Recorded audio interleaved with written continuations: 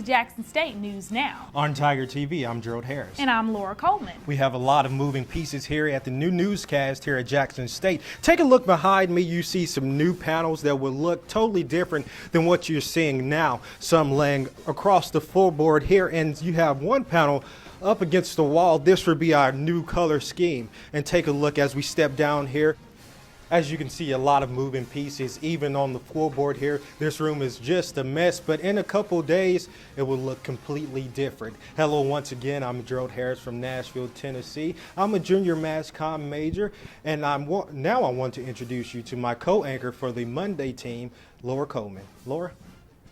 Thank you so much, Gerald. Again, I am Laura Coleman from here in Jackson, Mississippi, a junior mass comm major. And just like my co-anchor just stated to you, we're here in the room where we will be doing our campus newscast. And let me take you and show you a little more things in our room. Right here we have our desk, which is also our color scheme, the navy blue. And we have the JSU logo, and also when JSU was founded. And if we take some small steps over here, if you'll follow me over these cables once again, we're still trying to piece things together. Behind me, we have the control room where a lot of the controls will be going down. As I come back over here to my co-anchor, again, it's homecoming week and we have a lot of events in store. So stay tuned as we update you on what's going on and all the happenings of this week. What comes to mind when you think about Drive? Breakthroughs in research, artistic design, the latest technology, hand in hand with education. Think JSU. We have a rich history, and we're a growing part of your community, with campuses in Jackson, Madison, downtown, and a comprehensive online learning program. We're everywhere you are, challenging minds and changing lives. So what are you waiting for? Come, be a part of JSU. Hello everyone and welcome back. I'm Laura Coleman. And I'm Gerald Harris. We are in our newsroom, and topping today's story is homecoming. It's in the air and the excitement is rampant. And Jackson State University is adding artistry to the roadway through and around campus. Gerald, you are so correct. The homecoming festivities kicked off early Saturday morning with the Paw Paint Project. More than 30 students showed up to earn community service hours for this project. They're painting the paws. The paws were already down on last year, so this one is actually going a little bit faster from last year because the paws are already down as a stencil, so they're just repainting over those paws that were already down. But they're seeming to enjoy it. They're laughing and enjoying the paw paint project as we're doing it right now. Students gathered on Saturday morning for the Campus Homecoming 2015 kickoff with the Community Service Project to promote school spirit. The project started at 8 o'clock a.m. and lasted to about 12 o'clock p.m. painting from security booths to the next. But one big issue occurred when students were having trouble controlling traffic from running over the freshly painted paws. Campus police stepped in to help control the oncoming traffic, and directors of the Paw Paint Project are hoping this issue does not occur for next year's homecoming. Sprucing up of campus for homecoming 2015 will be seen from the ground up, literally, and administration wants to make sure that the campus stays clean throughout the week. And it will be easy for Tigers and Tiger alumni to dispose of their waste in the freshly painted trash receptacle. The facilities crew has touched up all the paint on all of the iron protective covers for the trash, but this was not an easy feature. The iron containers are very heavy, as you can see them trying to get this one into place on Saturday morning. As you stroll around campus, you should see these freshly painted metal covers in their new navy blue paint. The workers said there are at least 50 of those trash can covers. Firefighters kept busy over the weekend with a wood fire in Simpson County.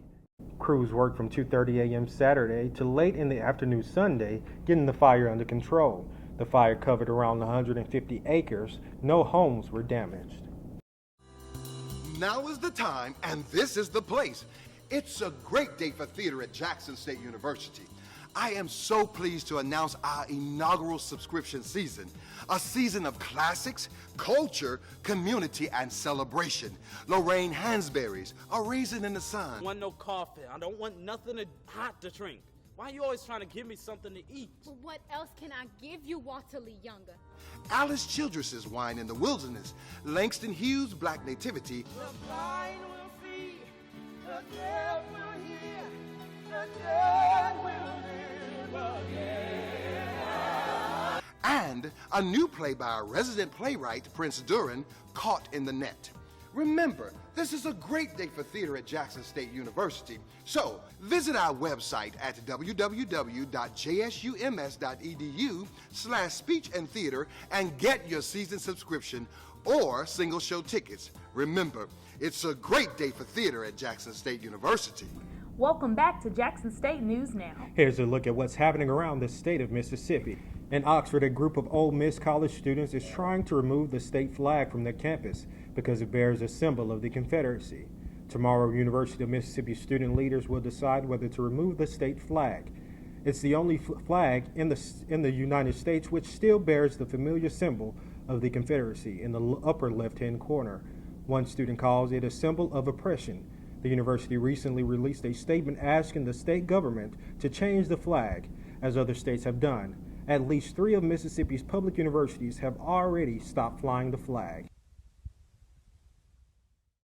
In Tupelo, a woman is facing multiple felony charges after police say she kidnapped 2 children from the Gulf Coast. Multiple media outlets report that 29-year-old Georgia Saso, a social worker from the Mississippi State Department of Health, was arrested Wednesday and charged with 2 counts of kidnapping and 2 counts of sexual battery. Police say Sacio drove to South Mississippi the weekend before her arrest, picked up 2 juveniles, and brought them back to Tupelo. Tupelo Police Detective Lynette Sadlin says the juveniles were listed as runaways on the Gulf Coast, so police did a welfare check. Investigators said there had been sexual misconduct between her and the juveniles. The U.S. Environmental Protection Agency is moving forward with plans to clean up the Kerr-McGee facility in Columbus. In April 2014, the EPA designated $68 million in funds to clean up the 90-acre site, which was shut down in 2003, as well as other parcels in the city where creosote and carcinogen were located at higher than safe levels. The funds were part of a $5.15 billion settlement between the federal government and Arnoctio Petroleum Group, which had purchased the now defunct Kerr-McGee facilities. And that takes a look at news around the state. An escalating war of words between 2 Republican presidential hopefuls came to a boil. Donald Trump says his immigration stance would have prevented the 9/11 attacks, while Jeb Bush defends his brother's record and warns voters about giving Trump access to nuclear codes. CNN's Athena Jones reports. A political duel about America's catastrophe on 9/11/2001 playing out in a very 2016 way on Twitter. Donald Trump tweeting today at Jeb Bush, "I'm fighting to make sure it doesn't happen again. Jeb is too soft." That after Bush had tweeted, "Donald Trump talks about foreign policy as though he's still on The Apprentice." At issue, Trump's suggestions that Jeb's brother, George W. Bush, could have done more as president to prevent the September 11 terror attacks. Don't blame him or don't blame him, but he was president. The World Trade Center came down during his reign. It's a delayed Trump response to one of Jeb Bush's most passionate moments at CNN's debate last month. It was such a disaster those last 3 months that Abraham Lincoln couldn't have been elected. You know what? As it relates to my brother, there's one thing I know for sure. He kept us safe. I don't know if you remember. Trump is now even suggesting he could have stopped the 9/11 hijackers from getting into the U.S. in the first place. I'm extremely tough on people coming into this country. I doubt that those people would have been in the country. For the record, the 9/11 Commission said only 2 of the 19 hijackers overstayed their visas, but others gamed the immigration system. The commission also said the attack was a shock, but should not have come as a surprise. Still, Jeb Bush's campaign thinks Trump's latest rant handed them a winning issue. Next week, Mr. Trump is probably going to say that FDR was around when Japan attacked Pearl Harbor. It's what you do after that matters, and that's the sign of leadership.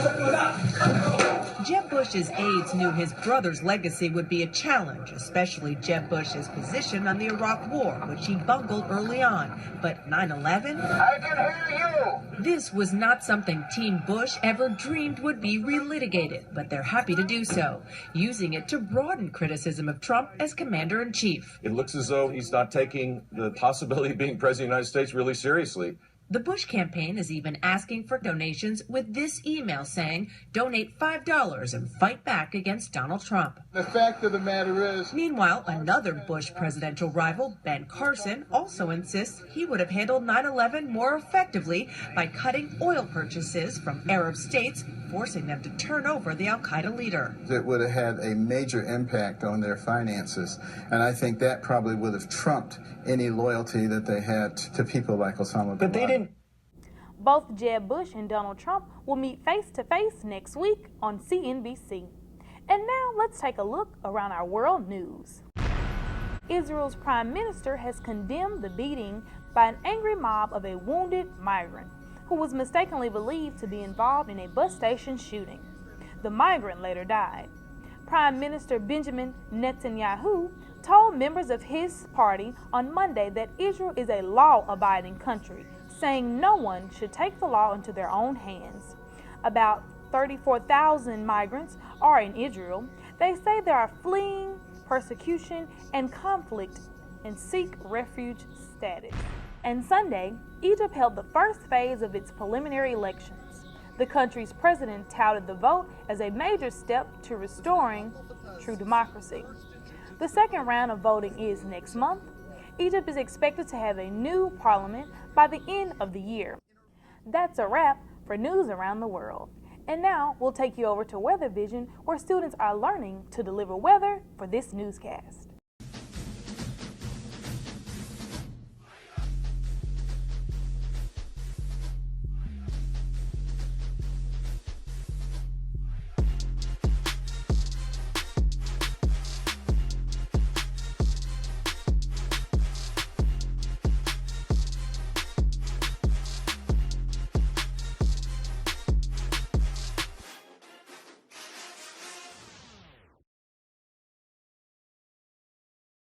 Welcome back to Jackson State News Now. Again, I'm Laura Coleman, and I'm here next to Weather Vision, where some of our newscast students are in training to deliver weather for this newscast.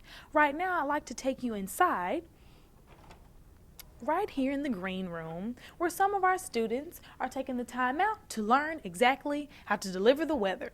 But I also would like to take you to our newsroom, where we are delivering the weather. Before we go over to our weather wall where we present to you our weather, let me take you inside of our control room. Here in the control room, we work on audio and video and pretty much where we put our newscast together.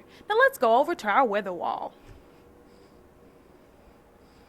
As you follow me to our weather wall here in the studio, this is the green wall where we will be doing weather. Again, students for the campus newscast are in training to deliver weather to you. And now you've gotten the complete tour of our studio room, the green wall from our desk to our new colors, our control rooms. Be looking forward for the Jackson State News Now cast on a weekly basis. I'm Laura Coleman, Jackson State News Now.